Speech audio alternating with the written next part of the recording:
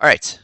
So here we are, set back up on video number 2. So I'm just going to play this. We'll watch and see what happens, and then I'll get you to chat about it. All right.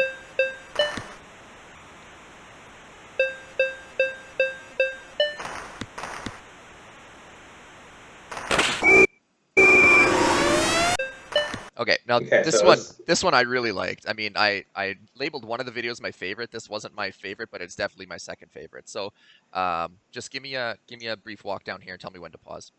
so just to start this play before we even go into it, you'll notice how I'm really trying to dance this blue line. So what I've noticed in these games is even though offsides is off, the AI still acts like it's on.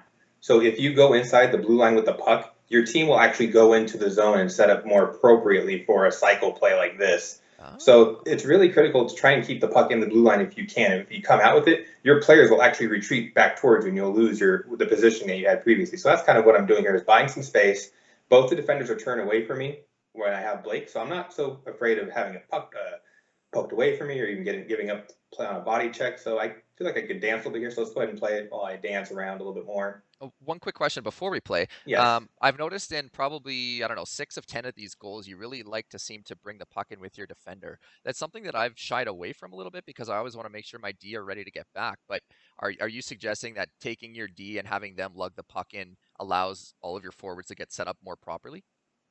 Yeah, if they have the space to take it in and gain the blue line and then you stop, it will allow your forwards to have a more organic setup. You'll have your center actually driving the middle, your right winger and your left winger will drive their wings, and they tend to stay more open along those wings. So you can actually just work the puck down the sideboard and then look to bring it back into the middle. So Okay. yeah, I think it's a really effective way to try and enter the zone. All right. So, but you must have to do that more slowly. You can't like this is not a fast break. This is something where you kind of you lug it in slow and then you get into the blue line and you wait for things to shape up, right? Yeah, I've noticed the transition play isn't really going to be effective, so I'm okay with just gaining the blue line and trying to work a half court offense here. Okay. All right. So let's play. Just tell me when to pause. Okay.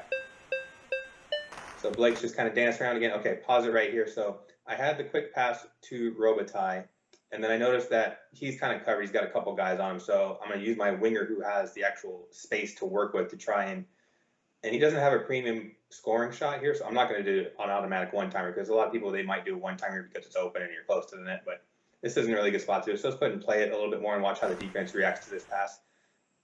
So now both players on defense have been drawn over to Granado, which is exactly what I want.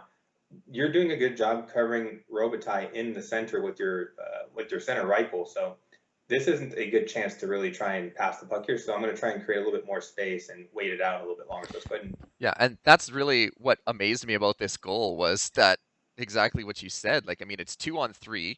I got my two defenders plus my forward right in the middle of the slot where it should take away this one timer, but just a split second later, all of a sudden you find the lane and it's in the back of the net.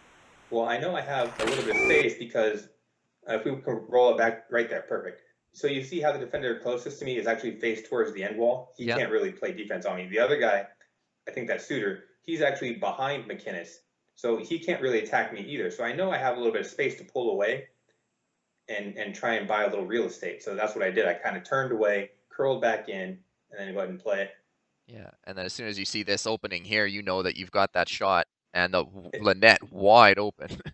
it's a tight window, but yeah, I'm on the forehand side for Robitaille. It's a forehand pass for Granado. It's pretty short distance, so it's gonna be tough to pick off. And if that pass misses, you get it by your goal or it goes into the corner. That's not Right. really a great chance to counterattack me, which is part of what I'm trying to do here by limiting these teams' ability to counterattack off of their slot clogging, because that's what a lot of them do. They clog the slot, make you do something impatient, and then attack you on the counter.